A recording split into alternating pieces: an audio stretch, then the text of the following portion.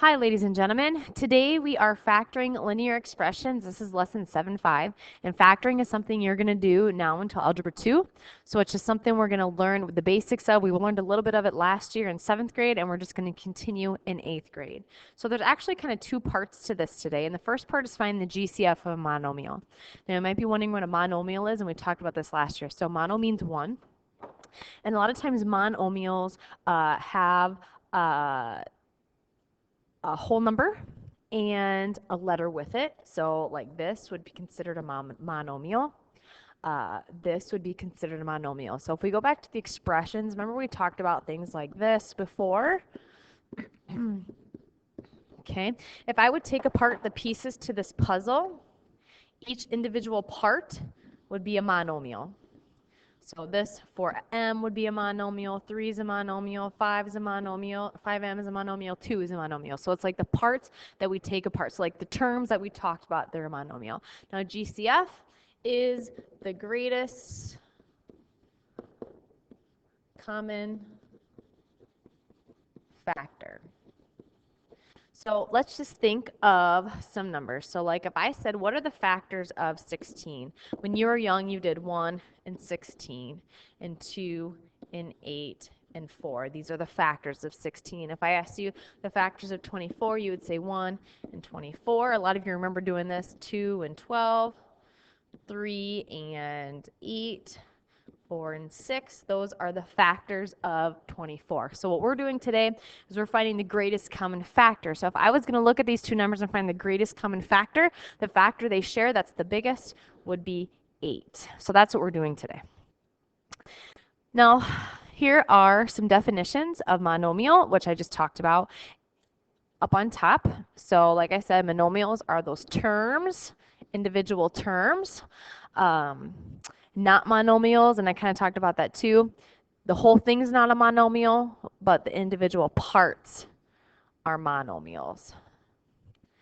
So if you wanted to jot a few things down for the definition actually, and some examples, and I'll pull it down a little bit. Okay, so how are we going to do this? When we factor, what we technically do is we write a number as a product of its factors. And greatest common factor, we talked about this already. Now, how are we going to do this? First, we need to review what prime factorization is, because we're going to have to find the prime factorization of the numbers. Now, if you remember, prime factors or prime numbers are numbers that one in itself go into. So if I had to think of prime numbers, let's just list some of the prime numbers. Let's see, 1's prime, it's kind of a special number. So I'm going to start with 2, 2's prime, 3's prime, 5's prime, 7's prime, 9, 10, 11's prime, 13 is prime, 17 is prime, 19 is prime, 20 is not, 21 is not, 22 is not, 23 is prime, and it just keeps going up from there. So in our prime factorizations, these are the numbers that should be in the prime factorization. So for example, to find a prime factorization of a number, you're going to start with the tree method. This is what I used last year, and I probably expect you to use it again this year. It's the easiest one to use. So if I find the prime factors of 100, I can think of 100 and I can say, okay, what times what gives me 100? And there's a lot of things that give you 100. You could do 5 and 20. You could do 2 and 50. You could do 4 and 25. You could do 10 and 10. There's so many different things that give you 100. I'm going to just start with the first one I did. I said 5 and 20. 5 times 20 gives me 100. Now what I do is I look at these two numbers and say, are any of these prime? Okay, I know 5 is prime, so I'm going to circle him because that means that side is done. Now I'm going to look at 20. What times what gives me 20? I can do 2 and 10. I could do 4 and 5. Let's do 4 and 5. Okay, 4 times 5 is giving me 20. 4 and 5, the only one that's prime here is 5.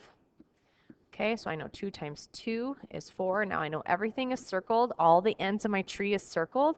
So that means I'm done. So to list my prime factorization, I would go like this. And I usually list them from least to greatest. So I know I have 2 2's and 2 5's. That's how you can list the prime factorization. So I'm going to list my 2 2's and my 2 5's. Okay, Let's just do another one. Let's do 99. So what times what gives me 99? Probably you could do 3 and 33. You could do 9 and 11. Let's do 9 and 11 because I think that's what the one most people would choose. Oops. 9 and 11. So which one of those are prime? I know 11 is prime. It's on my list over there. 9 is not, so I know something times something gives me 9, so 3 and 3. 3s and 3s are prime. So listing the prime factorization would look like this. 3 times 3 times 11. Okay. All right, so let's find the GCF of these two numbers. First thing we're going to do is we're going to find the prime factorization. Now here's the thing. You can find, if you start, whatever you start with, like if I would start with different numbers and somebody else would start with different numbers, you should come up with the same prime factorization. So I'm just going to do this one quick.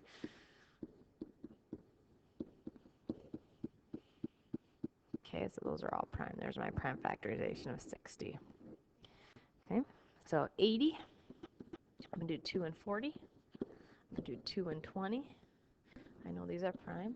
I'm going to do 2 and 10. I'm going to do 2 and 5. Okay.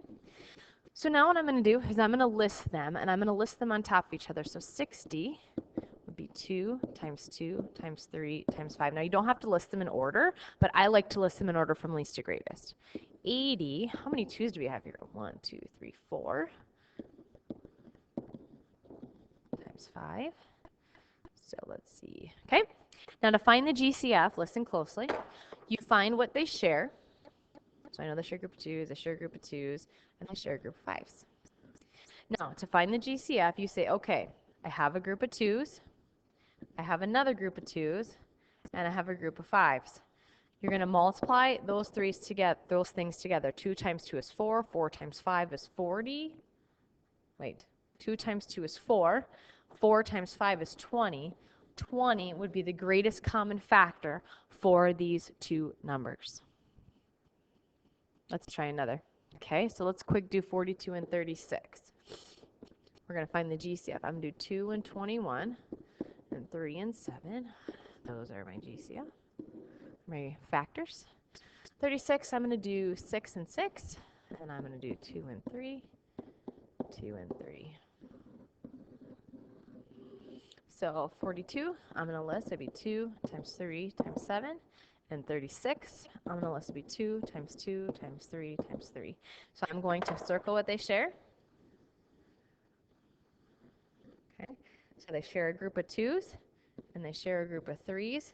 2 times 3 is 6. 6 is the GCF for these two numbers. Now let's say you throw a letter in with it.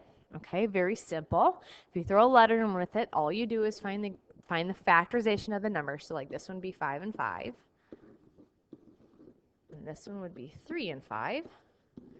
Okay, now when you list your factors, okay, this is how we're going to list them. 5 times 5, and we also have to include the letter. Same thing with 15. We're going to list x. We're going to do 3 times 5 times x times y, because the letters are also included in the factorization. Now they share a group of 5's and a group of x's. So it would be 5 times x. So the GCF is just 5x. Okay. All right, so I'm going to keep going here. If you want to try these yourself, you can try them yourself, but I'm going to keep going here. So the second part of this is probably one of the most important parts is the factoring part. Factoring linear expressions. So a while ago, remember when we had to distribute? Okay, we distributed like this. So it would have been 6x plus 3. Well, today what they're going to do, they're going to give us this, and we have to go back to that original before we would have distributed. So pretty simple. So factor form is writing an expression as a product of its factors. So pretty simple. If you think of distributive property, we always have parentheses in it, and there's a number here, and usually a sign in the middle. So this is the same format you can use for every single one.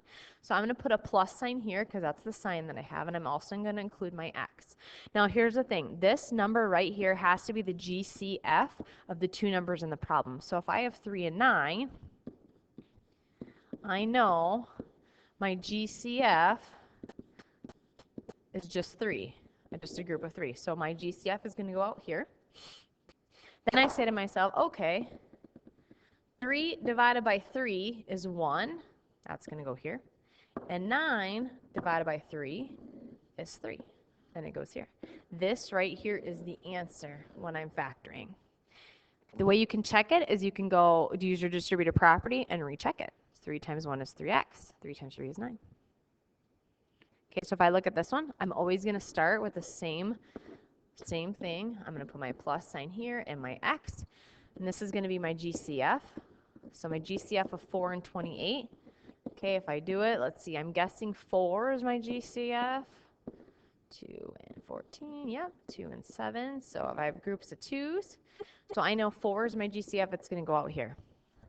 So then I say 4 divided by 4 is 1, and 28 divided by 4 is 7. This is my answer in factored format. Okay, let's try another. Always going to start with the same. I have my x over here this time, not a big deal. Still the GCF goes out here. If you don't have the GCF, that means that something can still be taken out. So if I look at 3 and 33, I know 3 can go into both, and that's the biggest thing. 3 divided by 3 is 1. 33 divided by 3 is 11. Here's your answer. Why don't you try one by yourself? Let's give a different one. Let's do this one that I just put up there for you. You always start with the same format all the time. Okay, if I look at 12 and 8, my GCF, 2 and 2. I know I share groups of 2s, and if I would line them up, I'd have 2 groups of 2, so 2 times 2 is 4. So my GCF is 4. 12 divided by 4 is 3. 8 divided by 4 is 2. And that's your answer. You have to have the GCF on the outside. If you do not have the GCF on the outside, then your answer is incorrect. Sometimes you'll have a problem that looks like this, and there's no greatest common factor. They don't share anything. The only thing they share is 1. They don't share 2, 4, anything. So if you get into this problem, it's not possible because there's no GCF. Okay? All right, if you have any questions, let me know. I'm going to talk about a few story problems probably in class with you, and we'll review factoring as well. So please let me know if you have any questions. I appreciate you watching till the end. Thank you.